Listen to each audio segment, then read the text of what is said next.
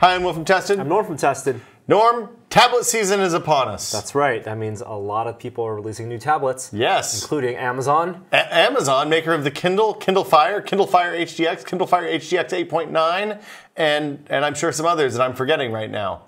Why does Amazon have tablets? They sell books, videos, and music on the internet. And they sell digital, in addition to physical versions of those types of materials, they also sell digital versions, which are perfect for viewing on a tablet, like the iPad, the Nexus 7, or Amazon's Kindle Fire line. So the Kindle Fire, the very first Gen 1, was basically like the BlackBerry Playbook. It was real bad. But it was one of the first cheap tablets. It was the first around $200. It launched with, it was woefully underpowered for Android of the time. Amazon launched it with a modified version of Android. They called it Kindle OS or Kindle Fire OS or something like that. And basically, it was a product that didn't launch very well. It got a little bit better over the first year that it was out. And then they released a new version last year. Last year's tablets were pretty good. I have one of those right here. This is this big guy right here is the Kindle Fire HD. It's a 7-inch version. And as you can see, it's a lot bigger, both thicker, physically larger, and it's noticeably heavier, more than a couple of grams heavier. So just like last year we had the Nexus 7, and this year's Nexus 7 is like, wow, last year's made last year really better. Big. Yeah, it's a lot better. Looking back at last year's Kindle Fire, the 7-inch, which I thought was really good last year, the new one looks a lot better. Yeah, so the new one is, the design, the biggest thing you notice on the design front is that the edges of the bezel that hold the screen are noticeably thinner. It's a better curve on the back, and it's a lot lighter. So I think it's 10 ounces, which is about the same weight as the original iPad mini. Let's just get right into it. The screen is the big thing that's changed this year. The HDX, they call it the HDX because it's greater than HD resolution. I think it's at 1920 by 1200. That's a lot of pixels for that small of a screen. For a 7-inch tablet, it is a crazy number of pixels. It's a little bit of a fatter resolution when you're holding in portrait orientation than we had before. That extra 120 pixels from a 1080p resolution actually do make a little bit of difference and make it a little bit of a better reading device, which was kind of my complaint about last year's. So it's 6 by 10. Kindle Fire. But still not 4 by 3. Still not 4 by 3. It's 16 by 10. I 16 think. by 10. Yeah, yes. Exactly. Like your old 1024 by 1280 by 1024 monitor or something like that. That's right. So yeah, it's got a faster CPU. Performance is really good. I'm not going to get into the speeds and feeds on that stuff because it really doesn't matter since it's a completely Amazon specific platform, and this is the only one you can get. Although they are still selling the Fire HD last year's model at a significantly reduced price. And the big thing with the Fire brand is that you're using an Android tablet, but it's a subset of what you can do on Android. It is an Amazon Android tablet. So the option out there is for the new Nexus 7, which it's great. I thought it was fantastic. Excellent, $230. Can you do more on the HDX now than you could on the Fire last year, the Fire HD? So some of the stuff is improved. The core functionality is the same. It has an Amazon-specific browser. They call it Silk. It ships with an integrated email client that connects to POP3 and IMAP servers. It has calendaring that will connect to CalDAV, that sort of stuff. And then you can download apps from the Amazon App Store. But fundamentally, the core stuff is the same. Now, some of it's a lot better. The Silk browser is demonstrably better than it ever has been before. Oops, didn't want to go there. That's fine though. The performance is better. I think it still does the kind of cloud render and then sends some data down to the device. That isn't as much of an impediment as it was before. I didn't have problems leaving comments on websites and stuff like that. So anything that's like an HTML5 responsive web design is going to work really well here, and you can even play HTML5 videos and stuff like that. So yeah, I like the fact that the browser works now. The Amazon app ecosystem has improved dramatically. It's still primarily a device for reading books from Amazon, watching videos from Amazon, listening to music from Amazon. There's some core functionality that's still not so great. The email client's pretty bad. It is functional, but is not anything approaching what I would call best in class. And then the keyboard is noticeably disappointing. So I'm going to make an email here. I'm going to send you an email. Norm at Tested. It knows you. That's nice.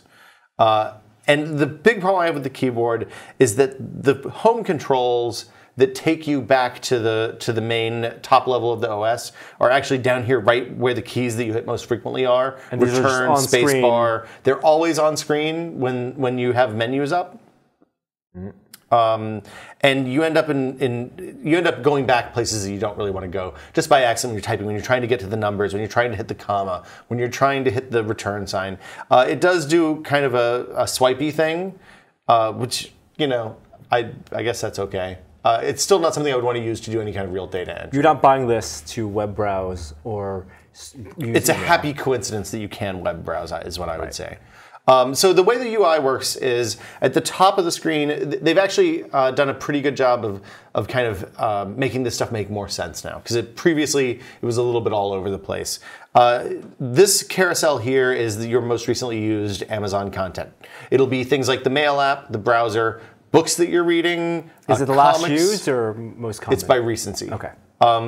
This is a movie that I downloaded, apps, all that stuff. It all shows up here, and some of it even duplicates.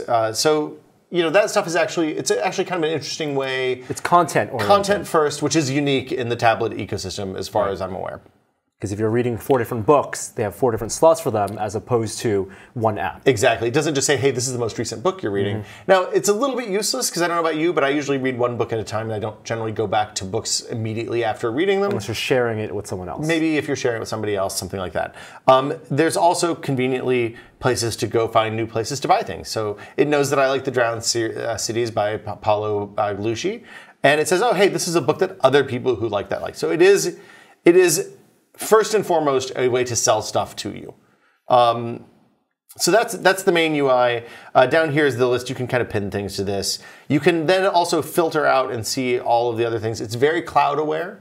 So the default view for most things is, hey, this is everything that you own, not just the stuff that's on the device. When you're on Wi-Fi or 3G or 4G or whatever, you can connect and download whatever apps you want that you've purchased. And then, of course, you can also go to the representative stores for each category and get whatever apps, books, movies, audio, whatever you want. It's all there. Now, this app store you talked about is this Amazon app store that's a subset of Google Play. It's not a subset of Google Play. Separate. It's separate, but the apps that are there are a subset of the apps available on Google Play. Because the way they've set this up is it's relatively easy for an app developer to take an already built Android app designed for the Google Play Store and then just upload it to Amazon And so they're usually day and date.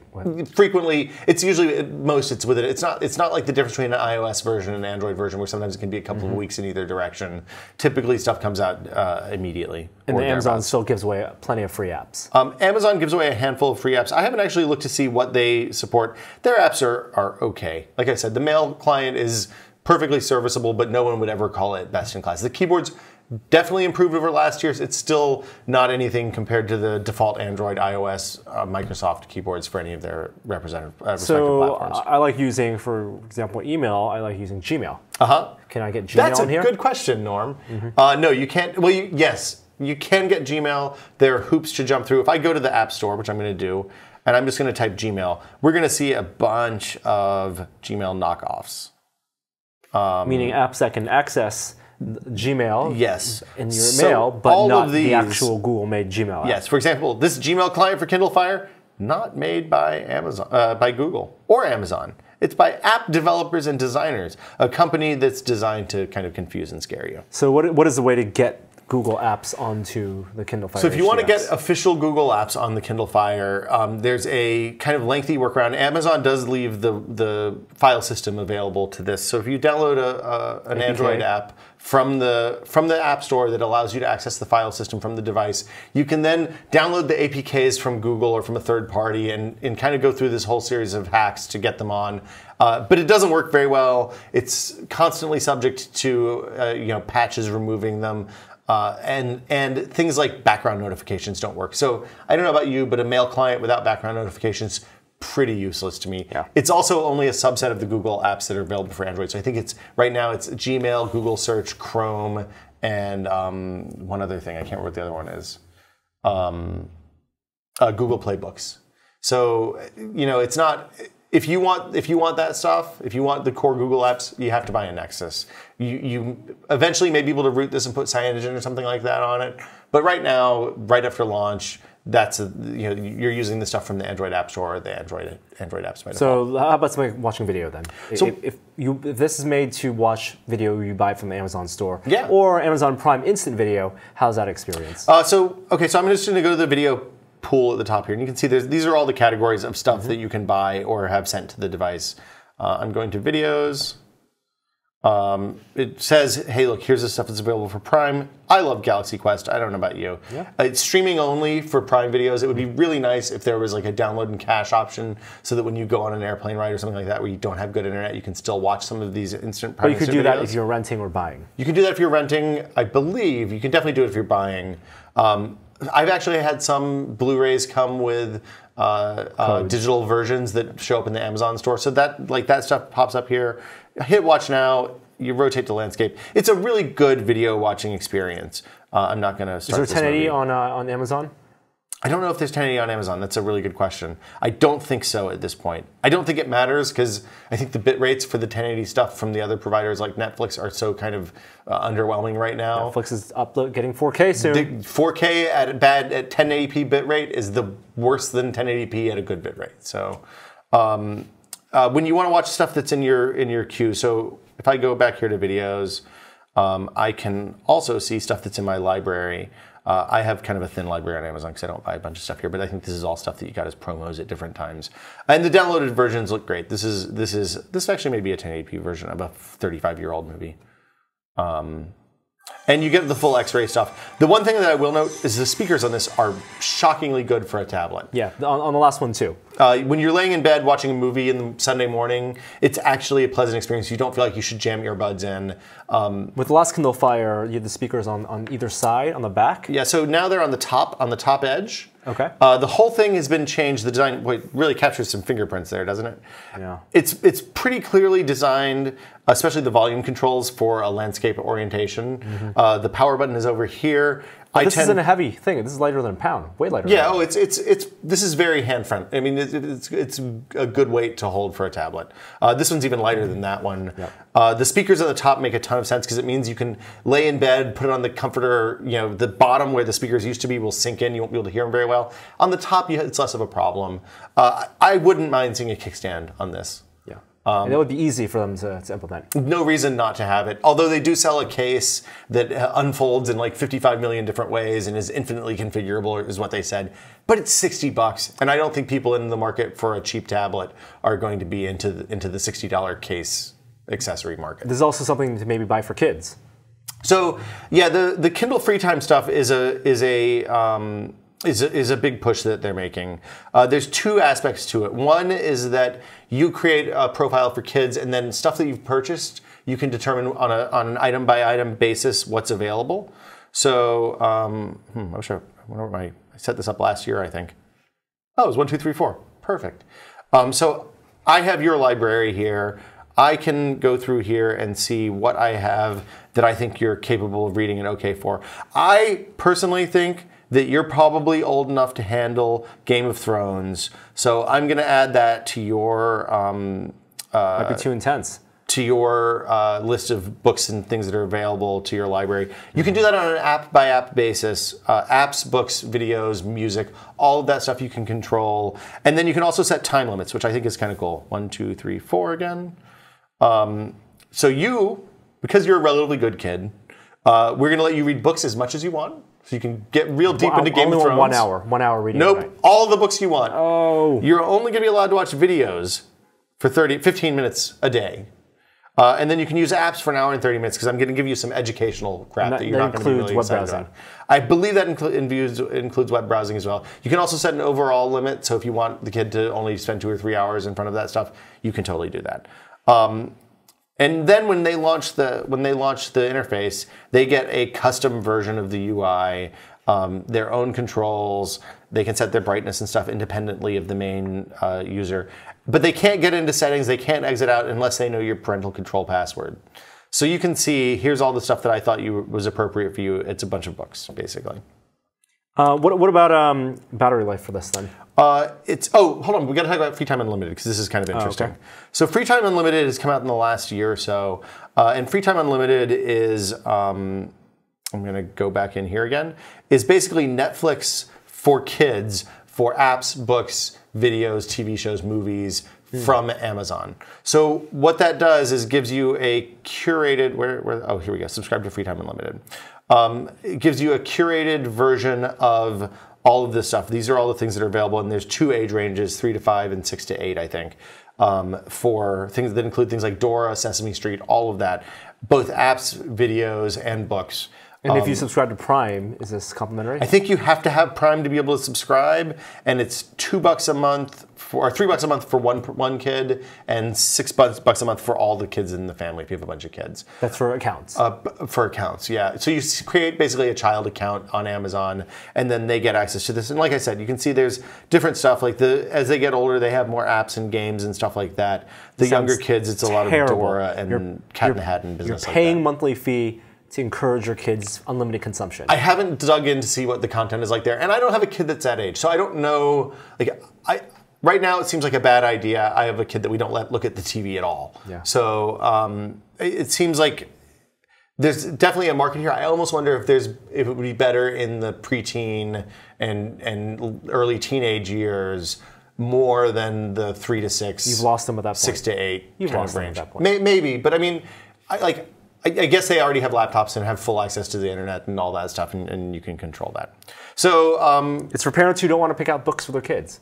Maybe let Amazon raise your kids. I read so much as a kid. Only costs $3 a month. I was constantly asking to be taken to the library. My parents probably would have been worth $3 a month to not have to drive me to the library that much. Ooh. Yeah, we lived a long way from the library. It was an hour. Okay. So right. Yeah. So that's Free Time. The kid stuff is really interesting. Battery life. Battery life is okay. It's comparable to iPad Mini. A little bit better if you're doing light stuff like just reading with it. You can't do much more than that. I mean, yes, there are games. So. Well, there's games and video and apps and web browsing. All that stuff. You know, the least use case that you can have is opening a book and reading in low resolution mode. You know, in low light, low brightness mode. That'll last for a long time. In practice, you know, I don't watch a ton of video on tablets. I found that I was charging it every three times a week, probably 2 to 3 times a week, reading every night for a couple hours, just like I would with a Paperwhite.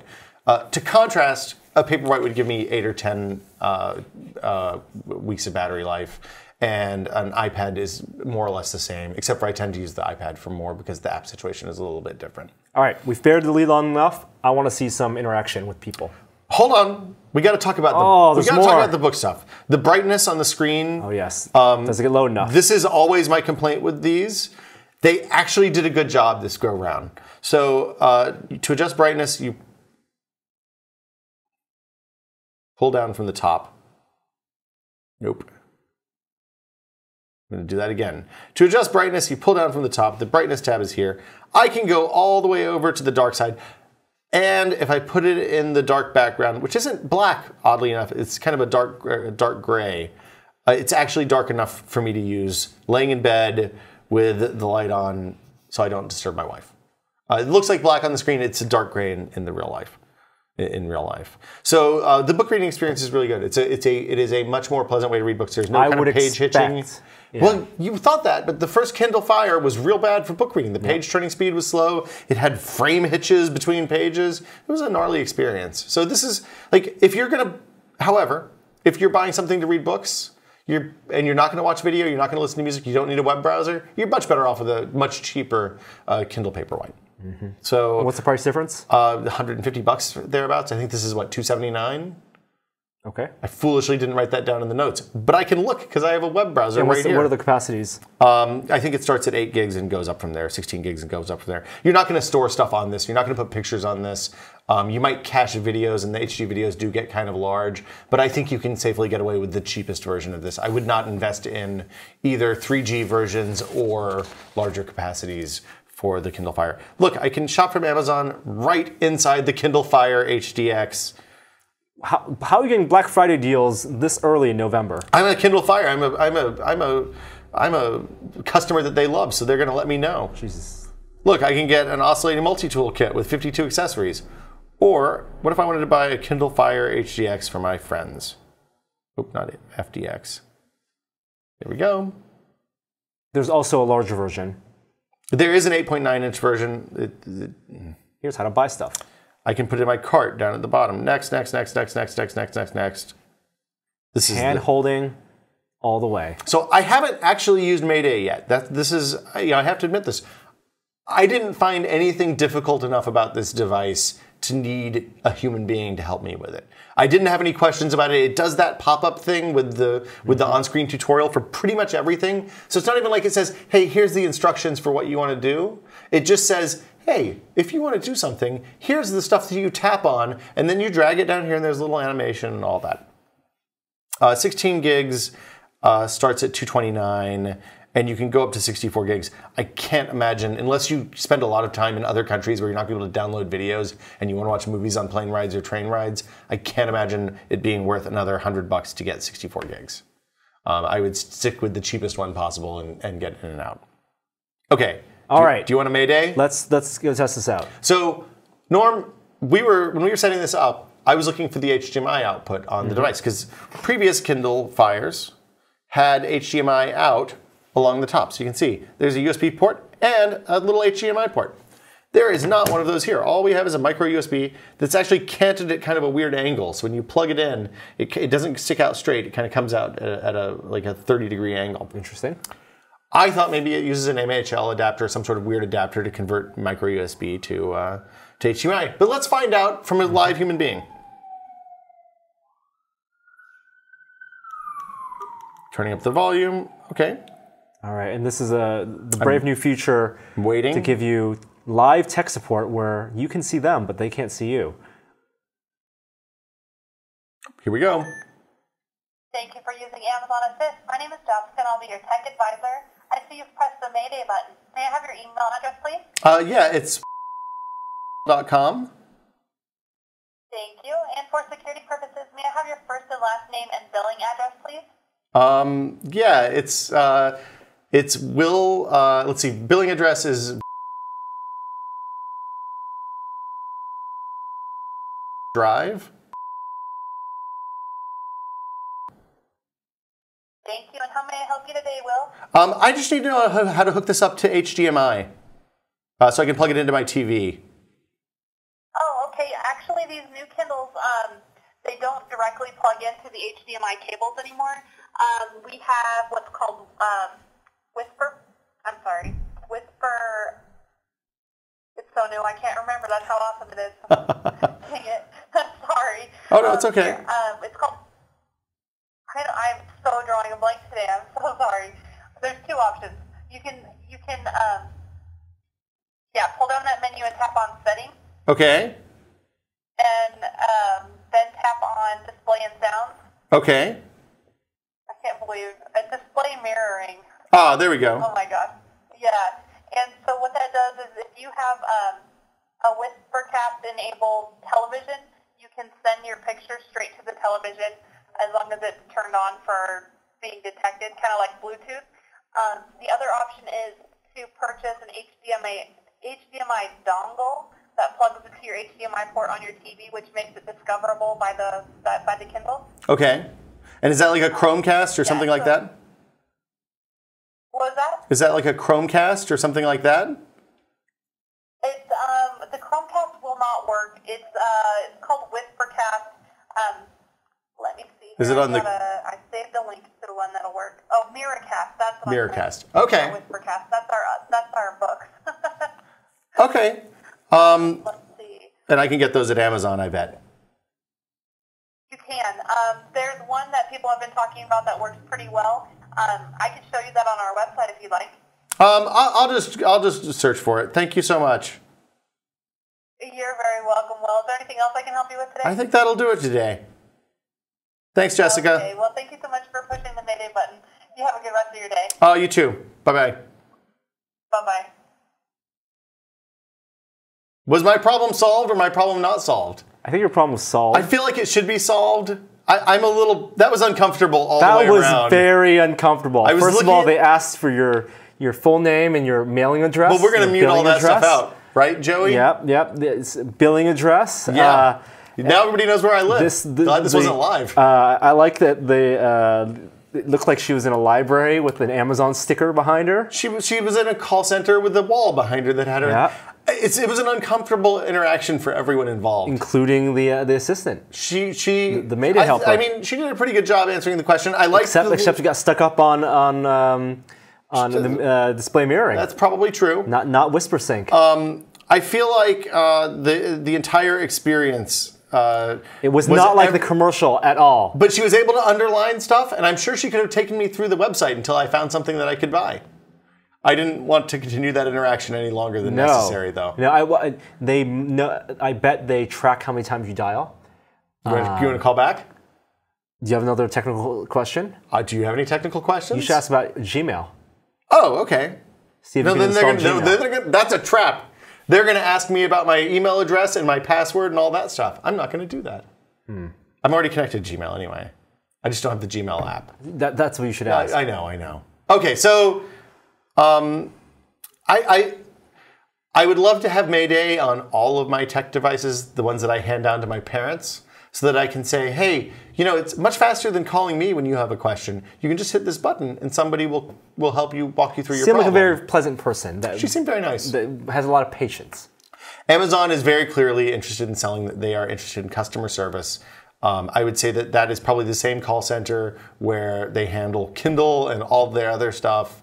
So what do you think their top 3 questions are that they get from people? How do I connect to email? What are you wearing?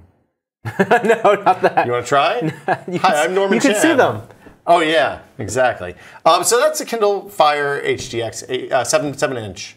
I think this is a great tablet. I'm kind of still not exactly sure who it's for, though. The Nexus 7 is also $230 and far more capable. And just to be clear, you can get all of the same stuff on the Nexus 7 that you get on this. You can download the Kindle app. It works exactly the same. You can download all the Amazon app so you can buy stuff from them. You can download Amazon Instant Video. You can download Amazon Cloud Player to get your music. All of that stuff is replicatable using a completely open device that costs about the same thing. So I don't understand that. We didn't talk about comics. The screen's really nice for comics. I think it's still too small. I thought that, but then they also have like the navigated viewing mode. I hate that viewing mode. You don't like that? Hate it. I think it pops up nicely. It's nice on the 7-inch tablet.